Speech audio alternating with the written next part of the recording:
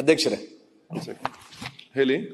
ಈ ಸುಮಾರು 286 ದಿನಗಳಿಂದ ಸುನೀತಾ ವಿಲಿಯಮ್ಸ್ ಅವರ ಏನು ವಿಷಯ? ಅವರಿಗೆ ಒಂದು ಅಭಿನಂದನೆ ಸಲ್ಲಿಸಿ ಸರ್, ಎಲ್ಲ ವಿಜ್ಞಾನಿಗಳಿಗೆ ಅದನ್ನು ವಾಪಸ್ ಕರ್ತಂದ್ರಲ್ಲ ಸುರಕ್ಷಿತವಾಗಿ. ಅನ್ನೋದಲ್ಲ, ಮತ್ತೆ ರಿಸರ್ವ್ ಓದಲಿಕ್ಕಿದೆ, ಮತ್ತೆ ರಿಸರ್ವ್ ಓದಲಿಕ್ಕೆ ಆಯ್ತು. ಆಯ್ತು. ಈಗ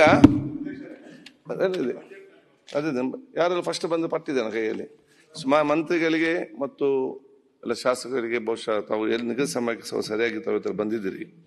ಮತ್ತೆ ನಾವು ಕೂಡ ಆರ್ಟಿಫಿಷಿಯಲ್ ಇಂಟೆಲಿಜೆನ್ಸ್ ತಾವು ಅಳವಡಿಸ್ತೇವೆ.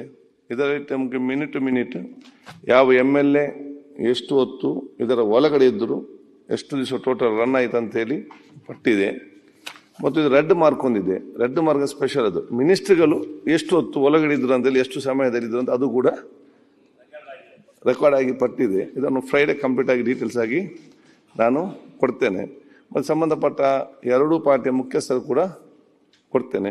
ಅವರು ನೋಡಿಕೊಳ್ಬಹುದು, ಅವ್ರ ಹೈಕಮಾಂಡ್ಗೆ ಅಗತ್ಯ ಬಂದಾಗ ಕೊಡು, ಅವ್ರಿಗೆ ಉಪಕಾರ. ನೀವು ಲೈಟರ್ ವೇನ್ಯಾಗ ಅದನ್ನು ಹೇಳಿದ್ರು ಸಹಿತ ಈ ಸದನದೊಳಗೆ ಅವ್ರ ಹೈಕಮಾಂಡು ನಮ್ಮ ಇಲ್ಲ ನಾನು ಪಕ್ಷ ಅಧ್ಯಕ್ಷ. Okay, right, I agree with you. ಈಗ ಬಜೆಟ್ ರಿಸೀವ್ ಮಾಡುವ ಎಲ್ಲ ಸದಸ್ಯರು ಅಷ್ಟೇ ಇರುವಂಥದ್ದು ನೋಡಿ, ಎಲ್ಲರೂ ಮಾತಾಡಬೇಕು. ನಾಳೆ ಲಾಸ್ಟ್, ನಿನ್ನೆ ಭಾಳಷ್ಟು ಹೊತ್ತು ತಾವೆಲ್ಲ ಕೂತ್ಕೊಂಡಿದ್ದೀರಿ ಇದರಲ್ಲಿ.